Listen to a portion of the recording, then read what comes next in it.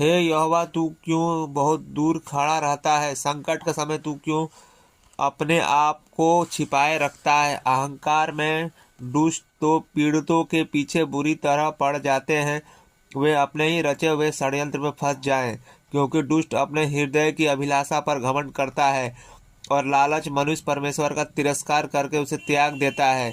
दुष्ट अपने अभिमान के कारण परमेश्वर की खोज नहीं करता। उसका तो पूरा विचार है कि वो कोई परमेश्वर है ही नहीं। उसकी चाल सदा सफल होती है। तेरे न्याय ऊंचे हैं, उसके दृष्टता से वह पर है। वह अपने सब विरोधियों को तुच्छ जानता है।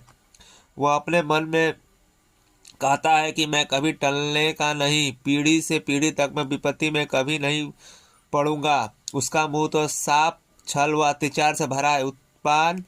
उत्पात और दुष्टता सभी जीव में बसे हैं। वो गांवों में घात लगाए बैठा रहता है और गुप्त स्थानों में निर्दोष की हत्या करता है।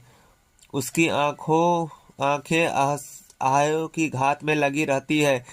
जैसे सिंह अपनी मांद में, वैसे दुष्ट भी घात के स्थान में दुबका रहता है। वह असहाय को पकड़ने के घात लगाता है। वह लाचार को अपने जाल में फंसाकर दबोच लेता है।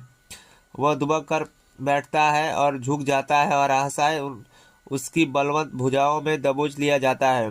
वह मन में कहता है कि परमेश्वर तो भूल गया है, उसने अपने मुंह छिपा लिया है, वो किसी से कभी नहीं देखेगा। उठ हे यहोवा, हे परमेश्वर, अपना हाथ बढ़ा, पीड़ितों को ना भूल। दुष्ट से परमेश्वर को तुच्छ क्यों जाना है? उसने तो अपने मन में कहा, तू लेखा ना लेखा। तूने देखा लिया, क्योंकि तूने दुष्टता और व्याकुलता पर दृष्टि की है कि उसे अपने हाथों में ले ले। लाचार अपने को तेरे हाथों में सौंप देता है। तू तो अनाथों का सहायक रहा। दुष्ट और दर्जन की भुजा को तोड़ डाल। उसकी दृष्टा को जब तक मिलते रहे ढूंढ ढूंढ कर निकाले। वह सदा सर्वदा के लिए महाराजा है।